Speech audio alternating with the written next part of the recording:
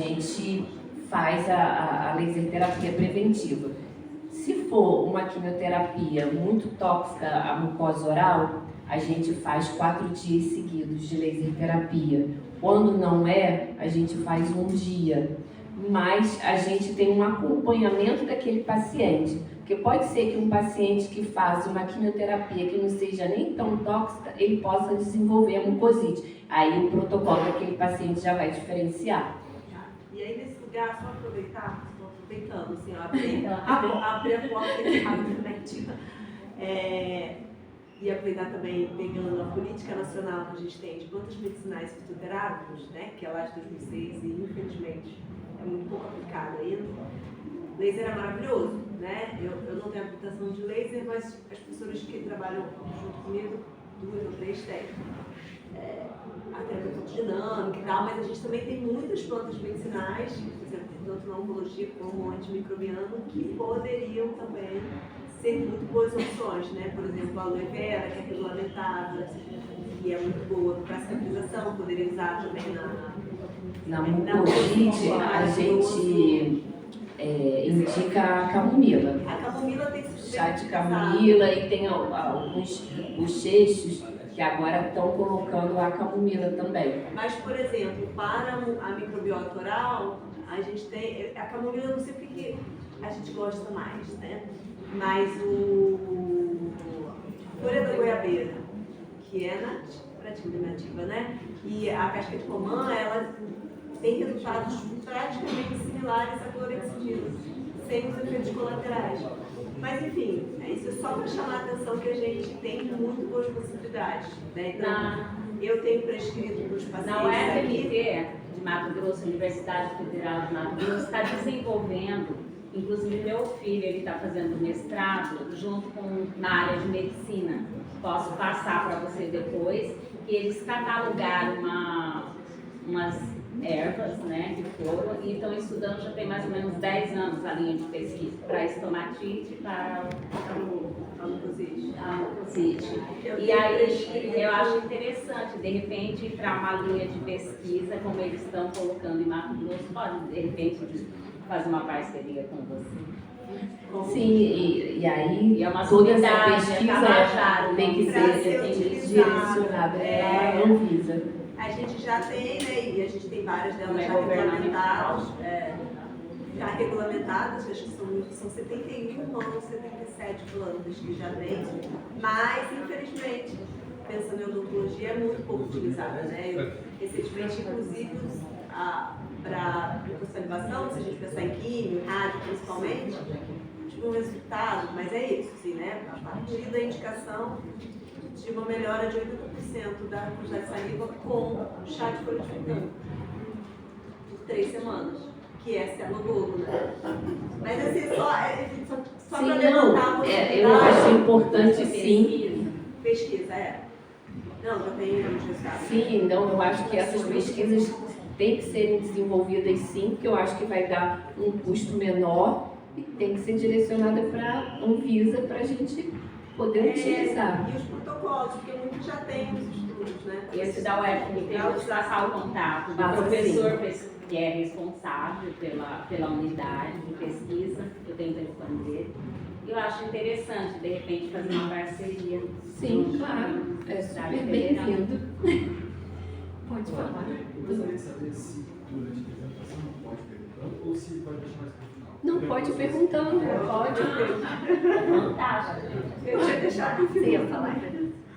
Eu ia só citar a questão que ela perguntou de se todos eles passam por avaliação, né? Eu sou pós-graduada em odontologia hospitalar também, a Fran foi minha inspiração, a Fran e a Dani. E eu terminei no ano passado, porque lá onde eu fiz era dividido por setor. Então, assim, o setor de oncológico sempre também.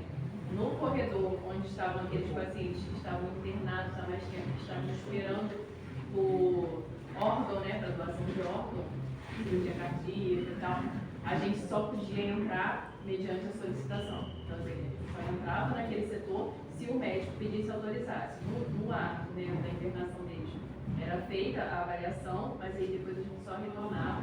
Se, por exemplo, fez o exame, o PCR do paciente, paciente tá alto, tem alguma infecção que o médico não descobriu, chamou o odonto.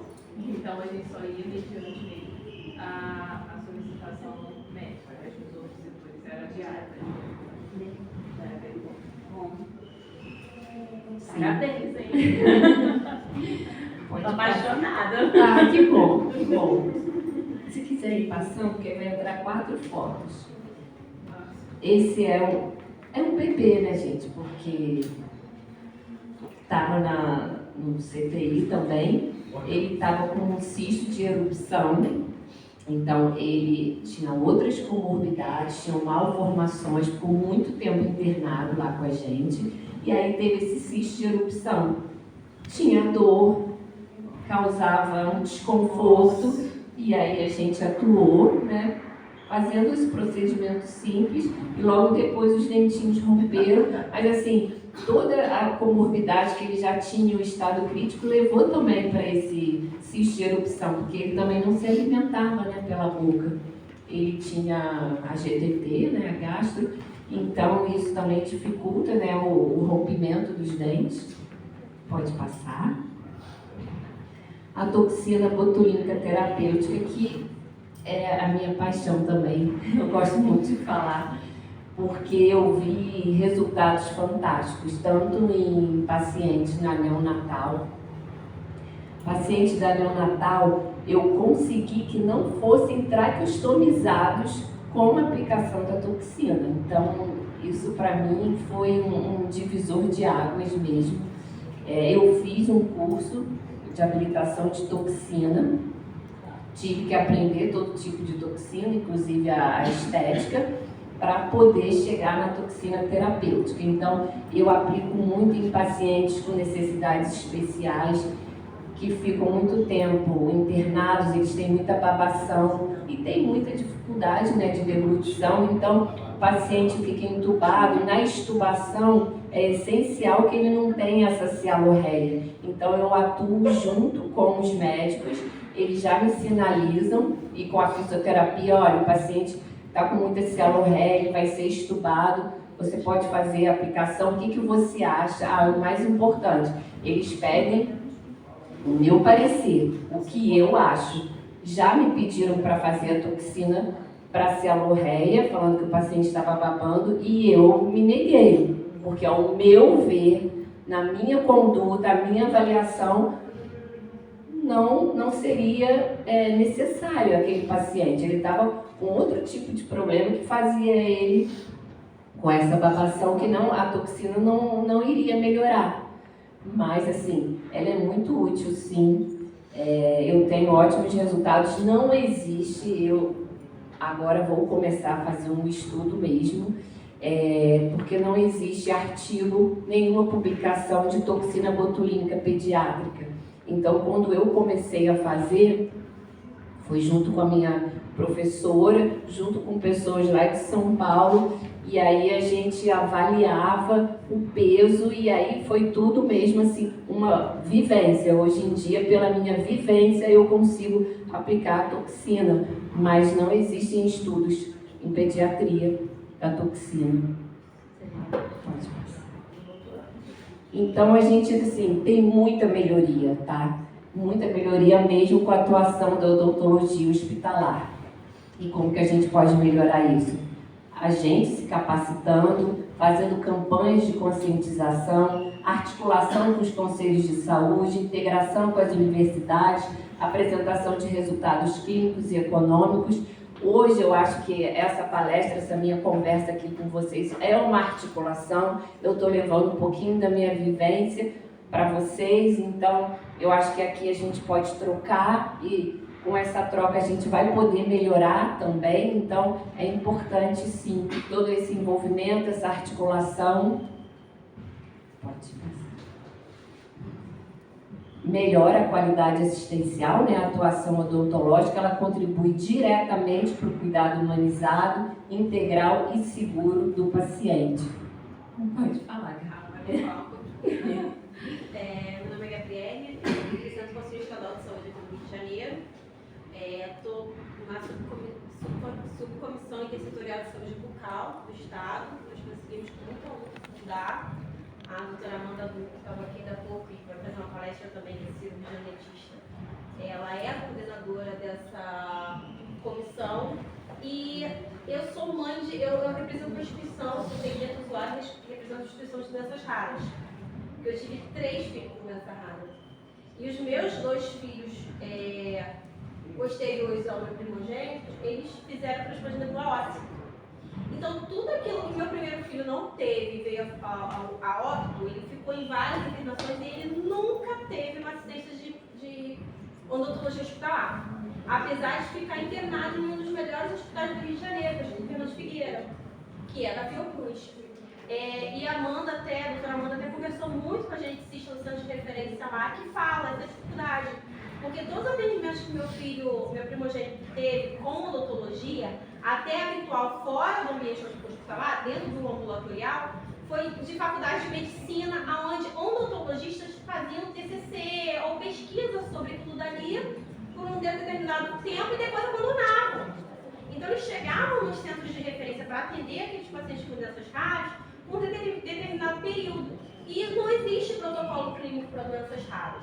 É uma política pública que nós estamos tentando criar junto com a odontologia.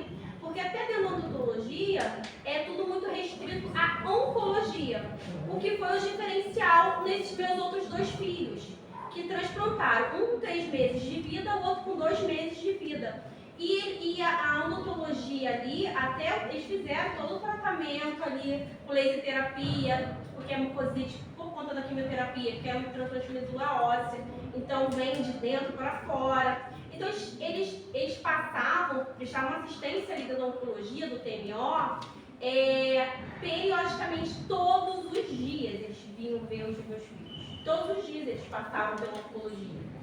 Então eles tiveram uma assistência ali total da odontologia. Diferente do meu primeiro filho, que por diversas internações só tinha visita do odontologista quando solicitado. Entendeu? E também vivia com várias infecções. E às vezes sem saber de onde vinha, por conta da patologia dele, que era uma polissacaridose. E hoje eu estou enfrentando uma outra situação, porque o meu mais velho já tem 15 anos de transplante e o meu mais novo 5 anos de pós-transplante. E eles estão tendo alguns problemas de mobilidade da dentição, que eles não sabem se é por conta da doença base deles ou se por conta do pós-transplante. O meu pequenininho, por exemplo, a primeira dentição dele que nasceu, ele já veio com 2 dentes danificados. E assim, até para me conseguir acompanhá-los, eles ficam naquela dúvida, se foi da quimioterapia, se é da doença base deles, qual profissional que pode atender, qual profissional que entende a patologia do metricúcio rara. E eu vivi uma peregrinação, até na rede particular. Então hoje, o meu foco é esse, dentro da Inquisitorial de Saúde Bucal do Estado, que a gente conseguiu fundar. Criar um protocolo específico para esses pacientes e também a capacitação dos odontologistas. E também ampliar a odontologia hospitalar para essas outras crianças e pacientes em geral que necessitam dessa assistência, porque muda e muita coisa, principalmente nesse quadro infeccioso. Então é sobre isso que eu queria trazer um pouquinho e perguntar, assim, ao seu ver, que já tem todo esse protocolo ali dentro da unidade que você atua, esse diferencial, você já expôs aqui várias coisas, já me respondeu. Mas o que vocês podem nos auxiliar, como você falou, que você já tem ali uma metodologia para um certo protocolo que não tem publicação. Então, por que não se tem esses tipos de publicações? Porque muitas pesquisas que foram feitas e TCCs com base nessas universidades não foram publicadas. A gente não acha. Até acho que meus filhos participaram, eu não consigo achar até hoje para agregar ali conosco. Bom, eu vou falar a minha opinião e o que eu acho que isso deva acontecer. O que falta é uma capacitação do profissional. São doenças raras e não existe núcleo de atendimento para esses pacientes. Não existe. Então, o que ela falou, a oncologia ele é acompanhado, porque é um protocolo que já existe dentro da hemato e da oncologia, transplante de medula, o dentista acompanha diariamente fazendo laser terapia e existem estudos e índice da porcentagem de mucosite. Então, ao meu ver, o que falta são políticas públicas de atenção a pacientes com doenças raras. A gente começar a mostrar que não existe. Quando esse paciente está internado dentro de uma unidade hospitalar, pode até ser que, dependendo da odontologia hospitalar que atue, vai atuar naquele paciente, mas e depois? Para onde que eu vou passar aquele paciente? Porque os seus 2 filhos, eles tiveram uma atenção, agora 15 anos pós-transplante de medula, ele não tem nenhum lugar para ser atendido. Ele vai ser atendido, e se você levar em qualquer local, eles vão dizer que não sabem, que não vão atender. E o Fernandes Figueira tem dentista, que é o que eu falei lá na frente, quando eu entrei naquele hospital, existia dentista, mas não existe uma odontologia hospitalar. Então, lá não existe uma odontologia hospitalar e lá não consegue abordar. Então, eu acho, sim, que falta políticas públicas, centros de especializados, sim, e você conseguiu alguma coisa de doenças raras porque você se prontificou a lutar pela saúde dos seus filhos, né? Porque eu conheço sua história e eu sei que você conseguiu uma lei que consegue algum tipo de benefício para os mesmos, as mesmas pessoas que têm a doença rara, que têm os seus filhos. Então, assim, foi uma iniciativa individual que você teve que chegar para entrar na política, entrar no ministério e mostrar, olha só, por favor, olhem por essa doença rara. Então, assim, infelizmente, o meu outro olhar também é que coisas que não dão muito lucro, as pessoas não querem fazer. A toxina botulínica terapêutica ninguém quer fazer. Porque eu tenho conhecida, até a própria professora, ela foi num congresso de harmonização que ela foi levar todo o meu estudo junto com ela, a sala estava vazia. Porque não dá lucro. Mas, de repente, professora, como Mato Grosso, nós temos o Centro de Especialidade de Pacientes Especiais. Esse centro de especialidade, ele dá suporte para odontologia hospitalar. Então, quando sai, por exemplo, do Hospital do Câncer, tem um acompanhamento dentro dessa especialidade, dentro do núcleo da unidade de especialidade, onde a gente trabalhava junto com multidisciplinares, que é a fonoaudiólogo, que é o quê? A recuperação desse paciente, reabilitá-lo para que ele volte a ficar melhor. E aí, se tem um estudo, se tem uma doença rara que não tem uma linha de pesquisa, as universidades, provavelmente o profissional que está ali dentro desse centro, ele vai levar essa comunicação. Até mesmo nós não temos dentro de Cuiabá uma universidade federal de odontologia, mas nós temos a UNIC, que muitas e muitas vezes fez muitos trabalhos com o município, com o estado em parceria. E também temos o Hospital do Câncer, que também hoje nós temos várias linhas de pesquisas lá dentro. Então, eu acredito que se vocês que não têm nos seus estados e buscar, o SUS tem um estado que tem um centro de especialidade, por que o meu não pode ter? Pega, você acha que o estado não vai fornecer o projeto? Vai fornecer o projeto para vocês criar dentro de vocês. E o Ministério da Saúde é difícil negar, os recursos vêm. Só que eles só dão acesso ao SUS, ele para qualquer tipo de metodologia, qualquer coisa que seja puxado pelo SUS, ele tem que ter o protocolo clínico de diretrizes terapêuticas. As doenças raras, por exemplo, a gente fala quase 8 mil tipos de doenças raras. Sim. E nas doenças raras, quando você tem um estudo para aquela patologia específica dentro da odontologia, tá? Muitos desses odontologistas ou médicos que pesquisam alguma coisa, eles não publicizam, não dão acesso. Mas é porque não está dentro de uma unidade de especialidade. A gente consegue incorporar o rol do SUS, justamente por conta disso, porque eles não têm esse trabalho de reunir e dar sequência nesse tratamento, porque não se tem uma unidade. Eles desenvolvem tudo ali dentro de um centro de referência, de uma universidade. Terminou, findou, acabou. E aí não dá essa sequência. eu te garanto, você pode ir, você pode se informar. Antigamente era o CAOP, hoje é CEOP. Nós temos no estado de Mato Grosso, vocês podem buscar dados de... Não, estou falando do estado de Mato Grosso, que isso não vai impedir, porque é um sistema único do SUS, gente. Não tem como eles negar informações, dados.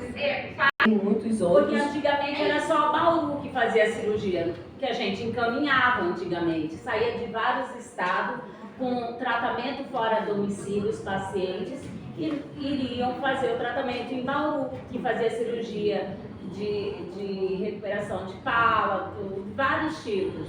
Hoje não, hoje vários estados já têm, o nosso tem, então eu acredito assim, se vocês forem buscar... Tanto que eu levei a intertutorial do SUS local com a doutora Amanda para conversar com os 2 únicos centros de referência no Rio, de doenças raras, Que pena que não tem ninguém aqui que está ativo aqui no estado, mas eu posso muito bem interceder, eu posso pedir para o secretário, posso ir na minha unidade, tenho livre acesso, porque eu sou aposentada, mas... Eu já fiz alguma palestra na ABENO do ano passado, porque a gente está solicitando inserir a odontologia hospitalar dentro das universidades, dentro das faculdades, porque não tem como você sair de dentro da faculdade e não ter essa experiência. E também os estágios dentro do hospital, também, porque vai aumentar o número de mão de obra também, e também porque quem está se formando na odontologia não vai passar nenhuma experiência, não vai ter como atuar. Então, assim, isso está sendo feito também, eu acredito que vai ser, como foi a odontologia hospitalar, assim, a gente enfatizando para virar uma especialização, mas isso já está sendo articulado dentro da ABENO, tá? Para inserir a odontologia hospitalar. Me desculpe, meu nome é Marco Antônio, sou da Universidade Federal do Espírito Santo. E a partir dessa luta, dessa briga, agora entrou no nosso novo PPC a matéria de odontologia hospitalar. Então agora, para o primeiro período, já está, que vai ingressar, já tem essa matéria para poder integrar. Que ingressou agora. Já tem essa matéria para poder... Sim, e agora tem que começar os estágios também. Exatamente. E os estágios estão cada vez maiores também. Sim. Mas a sua fala realmente é muito importante, sim, e faz parte de todo esse contexto, assim, que se os estudantes não estiverem envolvidos, não estiverem atuando, também a gente perde a força, né? Muito obrigado. Vanessa, queria falar? Não, é só uma entrada assim, que eu acho que realmente a gente sai da faculdade, apesar de eu ter formado há 15 anos, a gente sai realmente assim, muito cru em relação a isso. E da importância. E aí quando você vai assistindo, né, quando você vai acompanhando, você vê a importância, e aí a gente que trabalha, que atende na ponta, também tem essa dificuldade, porque não é a má vontade de atender o paciente com doença rara, é a desinformação, porque a informação não chega pra gente, a gente não vê, né? E aí quando você dá ali de cara com uma situação, bate em segurança, o que eu posso usar, o que eu posso fazer, eu tenho que encaminhar, e aí quando eu chego para encaminhar, eu trabalho tanto no público quanto no privado, e tem situação que chega que a gente não sabe nem para onde mandar, porque eu não tenho no estado para mandar. Por exemplo, a situação que a Fran falou da célula-réia. Se eu tiver algum caso lá na minha cidade, eu não tenho para onde mandar. Porque eu não posso mandar para o hospital que a Fran está. Entende? Assim, não tem estudo. Sim, isso é verdade. Não existe no estado do Rio nenhum hospital que consegue absorver e realizar a toxina botulínica terapêutica. Então, Quando eu estava no Cardoso Fontes, eu abri um dia para poder atender esses pacientes com necessidades especiais e a gente fazia. Então, no meu outro trabalho, o que acontecia? Eu via e eu tinha para onde mandar, mas assim, não existe, mas tá? se o paciente chega lá para mim e eu tenho que caminhar, e aí eu vou falar com o paciente que tem essa opção terapêutica, ou ele vê, ou soube de alguém, ainda que eu judicialize o serviço público, não rola. Então, vai ficar sem. Os próprios centros de referência de doenças raras do E aí? estado não tem. E aí eu vejo que é meio que pro outro lado, né? Para pegar o estudo dela, e aí quando ampliar, tem centro de referência. Ainda que a gente não tenha um em cada município, porque a gente não vai ter, mas tem um no Rio que consiga fazer. Aí os municípios sabem, assim, segue lá, e aí tem para onde mudar. Mas isso é um caminho, né? Porque Porque não é não fácil fácil compensação. E essa é uma das coisas que nós estamos lutando dentro do projeto social para. Porque não é fácil, é mão de obra, é tudo. Isso é tão preocupante. Infraestrutura. Isso é tão preocupante que uma simples pesquisa que você realmente falou sobre a questão da toxina botulínica, aí eu falei assim, gente, não é possível. Aí eu fui pesquisar e realmente, dentro da questão da celorreia, no PubMed, por exemplo, se você pesquisar, existe um artigo nos Estados Unidos relacionado à toxina botulínica. É isso aí. É o que acontece. Não tem. Aonde está essas pessoas que fizeram esses estudos com essas crianças, inclusive com meu filho, que eu consigo achar, não consigo nem achar mais a dentista. E tipo assim, pra Mas mim, você sabe é interessante, porque nós estamos dentro da universidade, eles são os adolescentes. Então isso é muito importante para mim, porque eu posso levar, eu posso fazer isso no relacionamento. Sim, não, tá ótimo. É isso, assim, a gente volto àquela minha fala. A gente precisa de números, a gente precisa de pesquisa e a gente precisa mostrar o nosso trabalho para poder construir alguma coisa e abrir para esses pacientes, né? Então, eu acredito que o impacto da ausência de atendimento odontológico no SUS vai levar a infecções, vai levar a sepse, a pneumonia e até a óbito. E também contribui para dor, desconforto e piora da qualidade de vida. E enfatiza também o que a Gabi falou, né? A falta de atendimento, né? O que leva ela? Ela não tem para onde levar os filhos dela para fazer um atendimento odontológico, porque eles são portadores de doenças raras. E isso é um direito, né? O direito à saúde bucal está no SUS. Então, a gente precisa, sim, se reunir, articular para poder melhorar. E eu gosto muito dessa frase porque eu sou parte de uma equipe. Então, quando eu venço, não sou eu apenas quem vence. De certa forma, termino o trabalho de um grupo enorme de pessoas. É isso, quando eu consigo alguma coisa, quando eu mostro meu trabalho, quando a gente abre um centro de especialização, não é somente ali. Está abrindo, você vai poder, tomara possivelmente ajudar a gente aqui no Rio a abrir esse centro. A Gabi, ela lutou pelos filhos, ela conseguiu criar uma lei, foi só para o filho dela? Não. Então, assim, quando a gente ganha alguma coisa, a gente não ganha sozinho, a gente ganha numa equipe. Obrigada.